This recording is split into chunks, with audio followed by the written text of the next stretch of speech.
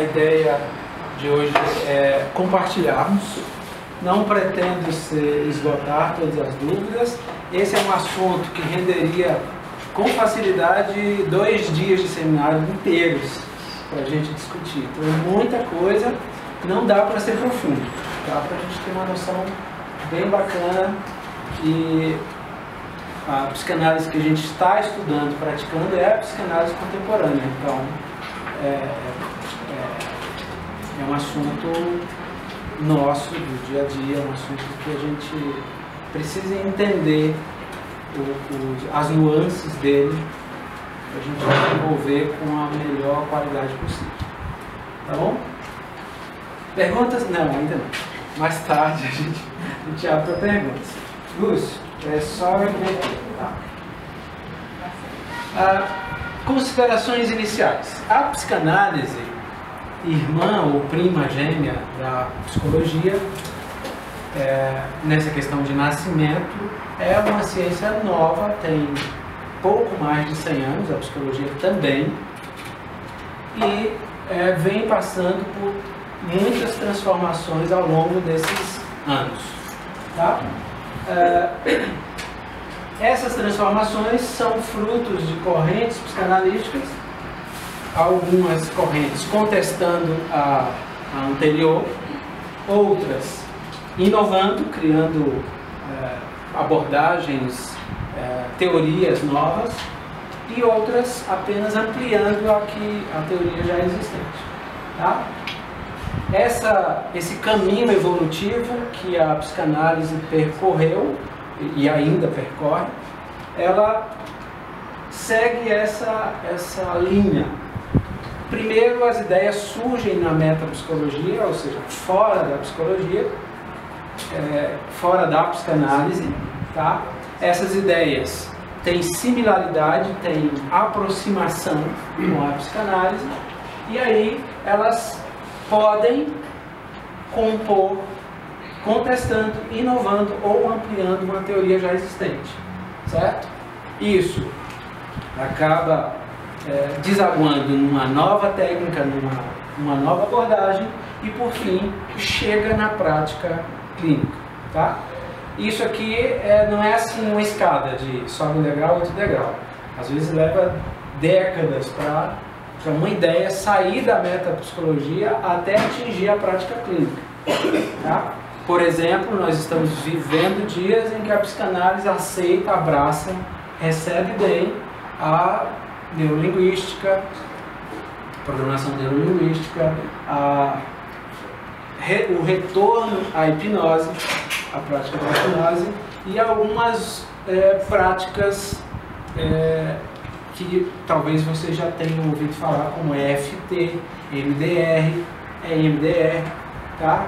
Que oportunamente a gente pode falar sobre elas, mas são coisas recentes que estão aí presentes. A comunicação não verbal, por exemplo, é outra coisa que vem sendo incorporada e utilizada com bastante intensidade na psicanálise. Então esse é o caminho evolutivo. Hoje, 2018, é possível dizer que existem várias coisas no campo da metapsicologia, além da psicanálise, que estão no horizonte, que podem se comprovar ou não, podem vir a compor a teoria ou não. Tá? Tem um cara, por exemplo, vivo, chama-se Marshall Rosenberg. Ele foi aluno do Carl Rogers, que é um psicólogo muito conhecido, e ele tem uma abordagem muito interessante que está ganhando o mundo, chama-se comunicação não violenta. Não sei se vocês já ouviram falar. E é uma abordagem fantástica. No final, inclusive, eu tomei a liberdade de incluir isso, só para que vocês tenham uma pequena noção do tanto que isso é importante na prática psicanalítica. Já que a comunicação não violenta envolve a dupla psicanalítica, do analista, aquele que ouve, e do analisando, aquele que fala e que devolve, e esse processo de digestão das manifestações inconscientes é constante, é espiral, né? Quando eu falo de espiral, eu estou pensando, para vocês entenderem a associação, eu estou pensando num redemoinho, tá? Numa coisa que sobe, aumentando de tamanho e ampliando sua abordagem, seu escopo. A psicanálise, ela tem três linhas, digamos assim. Tá? Temos a psicanálise ortodoxa, a clássica e a psicanálise contemporânea, que é o nosso assunto de hoje. Tá? A psicanálise ortodoxa foi a psicanálise criada, fundamentada por Freud. Ela tem uma característica muito interessante ela era muito restrita, tá?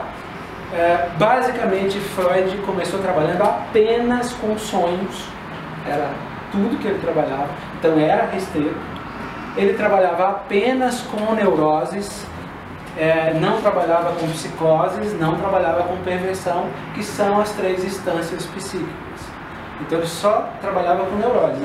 Então, uma pessoa, para ser eleita, analisanda na psicanálise ortodoxa, ela tinha que ter uma neurose, ela tinha que ter sonho, tá? Para aí ela ser aceita como analisanda e poder ser trabalhada. Então, o Freud, depois ele fundou um clube, né, para estudar psicanálise, fez parte desse clube o Jung, e o Jung se atreveu a propor ideias novas, o Freud se ofendeu, eles brigaram, se separaram, não se falaram mais, e o Freud, inclusive, para defender a psicanálise ortodoxa, ele fundou um clube secreto, onde ele distribuiu anéis feitos de uma joia grega, e o acordo era que ninguém podia, o acordo era: defendam as minhas ideias e não as alterem, de jeito nenhum, sob pena de ser expulso, de ser afastado da minha convivência. Então tá aqui. Tomar o papel. Toma então. Tá? Na psicanálise ortodoxa, o objetivo terapêutico era analisar os sintomas. Muita semelhança, inclusive, com a psicologia hoje. A psicologia, das três áreas que trabalham com a saúde mental, psiquiatria, psicologia e psicanálise, a psiquiatria trabalha com sintomas físicos, inclusive é o único dos três que pode receitar, dar atestado, etc. Mas principalmente trabalha com os efeitos físicos. A psicologia vai trabalhar com os efeitos emocionais, psíquicos, mas a psicologia, que tem mais de 20 ramos, tá? Você vai encontrar a psicologia do trabalho, da saúde, da educação, da comunicação, psicanálise. Tem vários ramos da psicologia, mas essencialmente a psicologia trabalha com os sintomas, certo? A psicanálise, ela é mais frívola, digamos assim. Ela é mais flexível, então ela avança para os estudos da origem daqueles sintomas, tá? As análises na psicanálise ortodoxa eram de duração curta, obedecendo rigidamente às regras, e eram 6 sessões por semana. Então, praticamente todo dia, menos o domingo, havia sessão. E o paradigma, gente, tem umas palavras que a gente usa, às vezes não entende o efeito, o significado, tá? Substitua a palavra paradigma por modelo e você vai ficar bem mais fácil de digerir. Então, o modelo de cura do processo psicanalítico que o Freud usava na psicanálise ortodoxa seguia esses 3 princípios, tá? A teoria do trauma psíquico, ou seja, para Freud, o neurótico, lembrando que ele tratava neuroses, nessa época da psicanálise ortodoxa, não se aceita analisar uma pessoa com psicose ou com perversão, tá? Repetindo, a neurose, a psicose e a perversão são as 3 instâncias psíquicas que afundam ou avançam para o inconsciente. Tá? Então ele tratava a neurose partindo do modelo de cura que ele tinha, abordando o trauma psíquico, onde o neurótico vai lembrar dos sofrimentos que teve e a cura passa pela ideia de relembrar, de reviver, de ressentir, tá? Para que possa ser analisado e entendido aquele processo. A teoria topográfica, topografia, gente, outra palavrinha que, se você pensar em mapa, resolve, tá? Então, a teoria do mapa era tornar consciente o inconsciente, ou seja, mapear o inconsciente. O que aquilo queria dizer, para onde aquilo levava, que rumos aquilo ganhava. E, por fim, a teoria estrutural, onde o id, o ego e o superego, a ideia era onde houver o id, há o ego, porque para Freud o ego ele se desenvolve a partir do id. Daqui a pouco a gente vai... ali dá para ter uma ideia mais ou menos do que é o id, é o diabinho, né? Todo mundo aqui já deve ter visto desenhos animados onde fica um diabinho no ombro e o anjinho no outro, tá? O diabinho é o id, o anjo é o superego, tá? E o ego é você.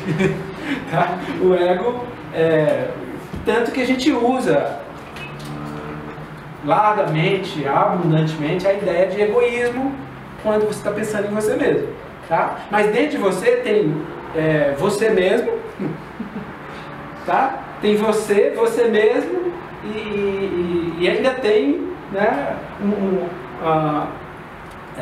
você. Já viram a expressão cair em si? Isso é tão antigo que está na Bíblia. A parábola do filho pródigo, por exemplo, quando Jesus conta essa história, ele diz assim: caindo em si, o filho pródigo. Então, naquela época de Jesus, 2000 anos atrás, essa ideia de que eu não sou só um, eu tenho partes, eu tenho subdivisões, já era claro, já era presente. A psicanálise clássica teve como figura central essa moça aqui, Melanie Klein, que contestou basicamente todas as teorias de Freud, até mesmo a questão do narcisismo, do complexo de Édipo. Ela usa a mesma nomenclatura, mas dá outra definição para isso, tá? A característica principal aqui vai ser a crescente e forte valorização do emocional primitivo, leia-se por primitivo, desde o nascimento da criança, tá? Porque o Freud, ele vai considerar a neurose, por exemplo, para uma pessoa que vai ser analisada, basicamente na fase de consciência. A Melanie Klein, ela recua um pouquinho. Ela disse que a criança, o bebê nasciturno, ele tem já material inconsciente presente, tá? E principalmente nessa fase clássica aconteceu a ampliação de categorias consideradas analisáveis. Então entra aqui como possibilidade de serem analisados também os psicóticos e os perversos. Ok? Análises. A ênfase era na interpretação dos sentimentos agressivos do paciente, ligados ao instinto de morte. O Freud vai falar de 2 tipos de pulsão: pulsão de morte e pulsão de vida, tá? Sendo que pulsão é outra palavra que a gente vai trocar pela palavra necessidade emocional, tá? Fica bem se você interpretar pulsão como necessidade emocional, tá? A compulsão, ela já seria vício, Por exemplo, eu preciso comer, é uma necessidade física e também é uma necessidade emocional, tanto que no dia do namorado a gente sai para comer, não é porque eu preciso comer, porque tem uma questão emocional envolvida. Agora, se eu preciso comer de 1 em 1 hora, se isso aí já vira uma compulsão. É uma necessidade que me domina, não é uma necessidade que eu tenho mais. Tá?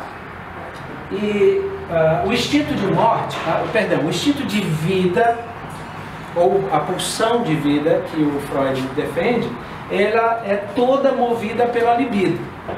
Tá?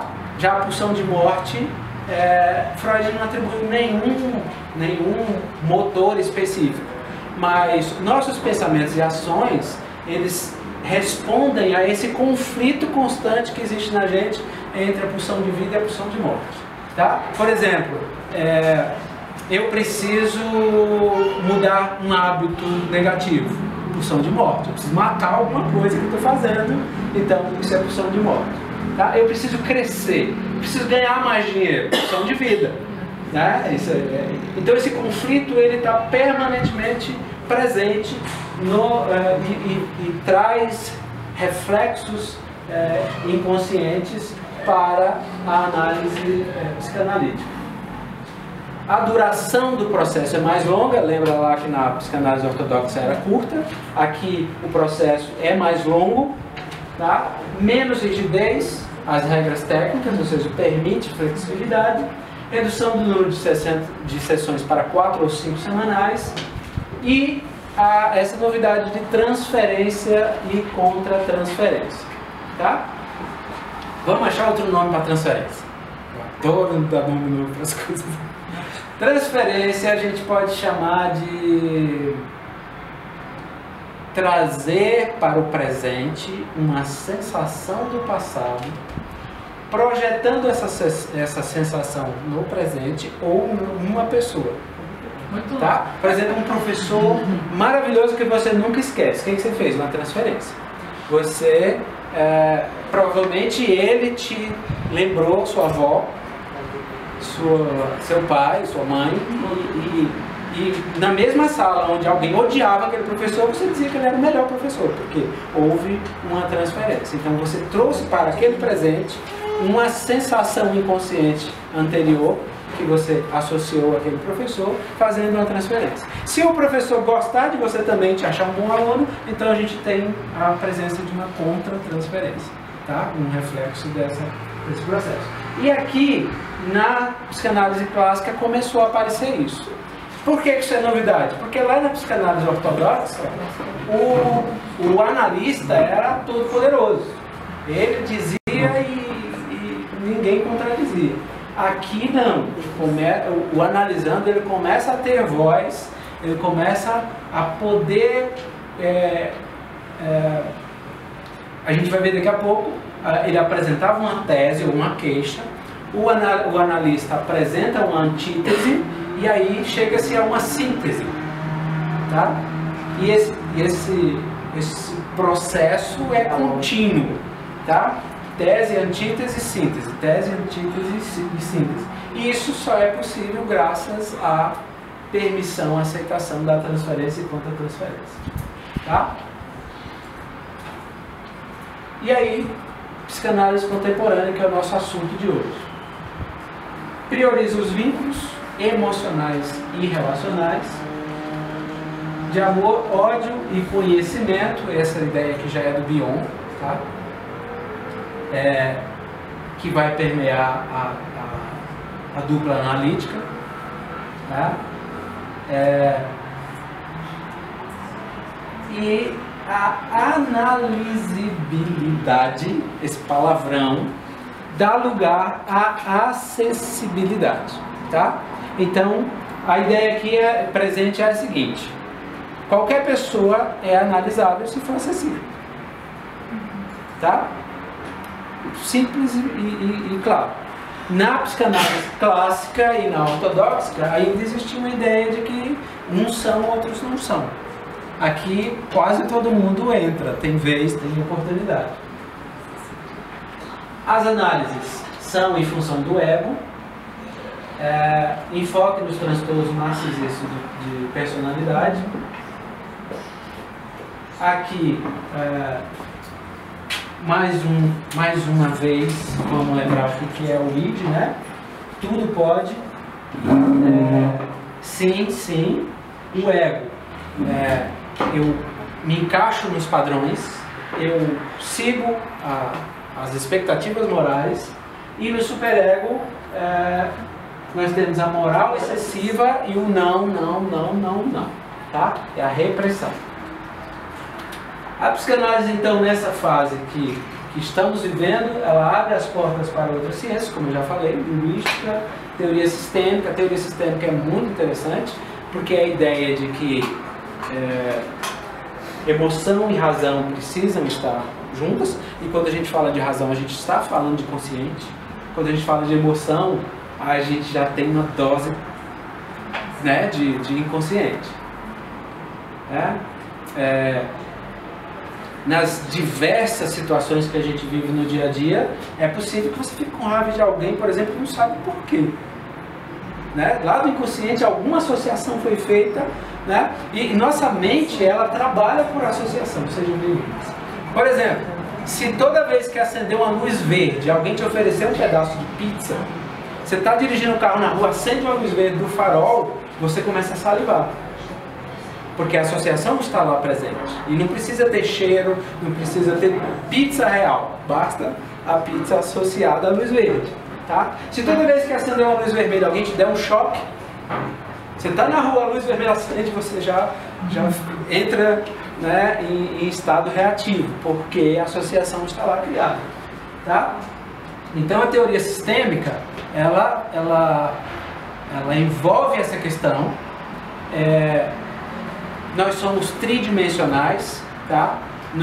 Nas três esferas, por exemplo, o corpo tem cabeça, tronco e membro, são 3 partes. Mas o corpo pertence a uma trindade chamada corpo, alma e espírito. E a alma tem 3 partes, que é vontade, emoções e intelecto. E o espírito tem 3 partes, que é comunhão, inconsciente e intuição. Então é tudo tridimensional. Certo? E a teoria sistêmica, ela olha para esse conjunto. Olhando para o seu físico, por exemplo, você tem sistema nervoso, sistema respiratório, sistema digestivo, sistema linfático, sistema óptico, São vários sistemas interligados, funcionando ao mesmo tempo, que compõem o seu ecossistema. Se um dos seus sistemas falhar, ele provoca um colapso nos outros. Essa é a ideia da teoria sistêmica. Nós somos um sistema que envolve emoções, que envolve razão, que envolve intuição, que envolve pensamentos, que envolve sentimentos, que envolve sensações, e cuidar para que esse sistema esteja em equilíbrio, funcionando, cada parte dando sua colaboração e funcionando dentro de uma funcionalidade e não de uma disfuncionalidade. Então a gente tem um ganho total, todo o sistema ganha com isso. Agora, apenas um aspecto em colapso pode colocar todo o resto em risco. Pode provocar um efeito dominó, tá? E aí você vê gente que tem dinheiro e não tem saúde e não tem felicidade. Gente que tem felicidade e não tem dinheiro e não tem... essa a ideia, tá? O sistema, ele é sistêmico, é sistemático, né? Ele é rígido. A gente, no mínimo, nós precisamos respeitar. E a psicanálise contemporânea também trouxe ganhos interessantes na questão da formação psicanalista. Então, essa é uma formação pluralista, são escolas e correntes diferentes, mas complementares, nenhuma independe da outra.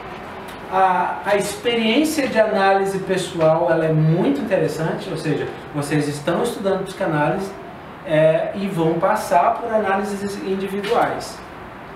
Você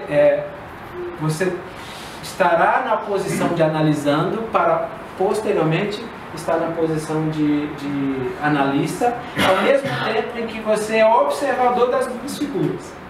Tá? No que você aprende e estuda a psicanálise, você está nos 3 polos.